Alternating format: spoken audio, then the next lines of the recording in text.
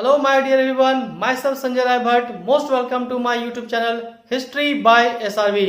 तो आज की इस वीडियो में हम लोग क्या डिस्कस करेंगे चैप्टर नंबर 14 का पार्ट 4 और पेज नंबर होगा 160 एंड टॉपिक कहां से स्टार्ट होगी, जहां से हम लोग डिस्कस करना स्टार्ट करेंगे वह टॉपिक होगा मॉन्टेग्यू चेम्सफोर्ड रिफॉर्म और government of India act 1919।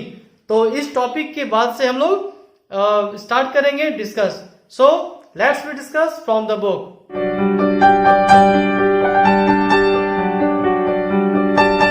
So this is the topic here, Montagu Chelmsford reforms और government of India act 1919। So now let's be start from the first line.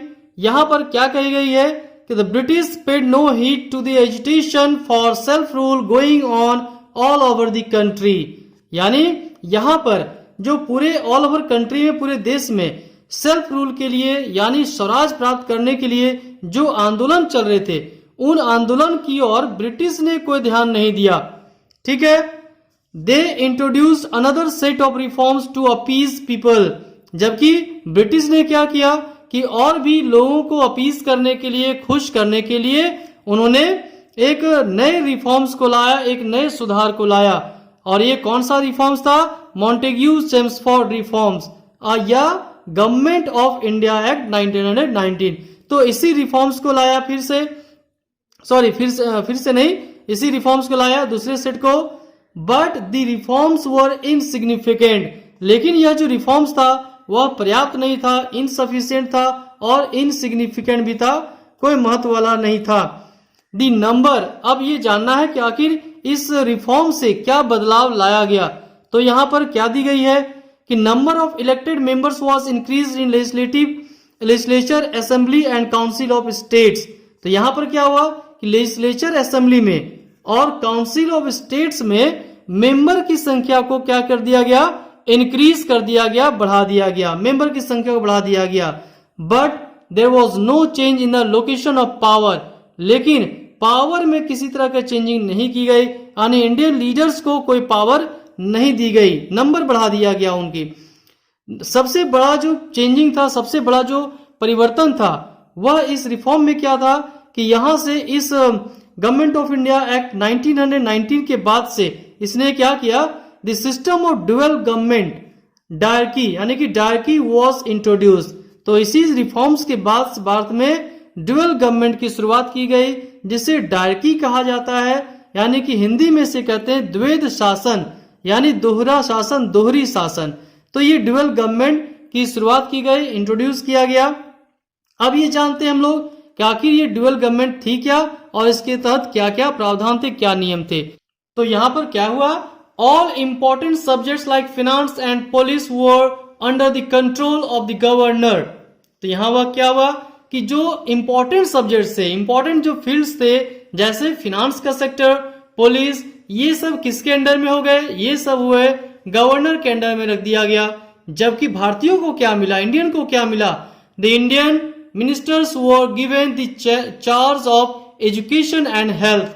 तो जो education का area था, health का area था, ये Indian ministers को दे दिया गया। तो इसी को यहां पर ड्यूअल गवर्नमेंट कहा गया है, दोहरा शासन नीति कही गई है ना। लेकिन but the real power still remained with the British officials. लेकिन इतना होने के बावजूद भी जो रियल पावर था, वास्तविक जो सत्ता थी, शक्ति थी, वह ब्रिटिश अधिकारियों के अंडर में ही रही, इंडियन के हाथों में नहीं रही। Indians were very disappointed by this reforms. तो यह जो रिफॉर्म हुआ गवर्नमेंट ऑफ इंडिया एक्ट, इससे भारतीय काफी निराश हुए, डिसअपॉइंटेड हो गए। ठीक है।